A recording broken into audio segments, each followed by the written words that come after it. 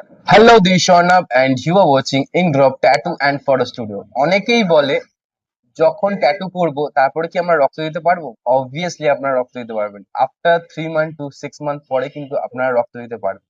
এবার অনেকে যারা প্রেগনেন্ট আছেন মহিলা, তো তারা কি ট্যাটু করতে পারবে? অবভিয়াসলি ট্যাটু করতে পারবে মিনিমাম 3 মান্থ টু 6 মান্থ পরে। যখন আপনি ট্যাটুটা করবেন তখন আপনার কতটা পেন হবে এটাও কিন্তু অনেক মানুষের কোশ্চেন থাকে। তো পেন ততটাই হবে যতটা আপনি নিতে পারবেন। ইন দ্য সেন্স হচ্ছে আপনাকে চিন্তা ভাবনা করেই আসতে হবে নর্মালি যে আমি একটা ট্যাটু করবো, খুব সুন্দর ট্যাটু করবো।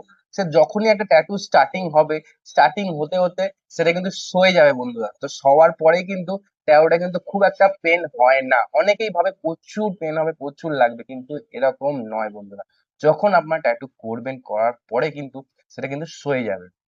তো এরকম ভিডিও যদি দেখতে চাও আমাকে ফলো করো ink drop tattoo and photo studio. Thank you so much for sing this video.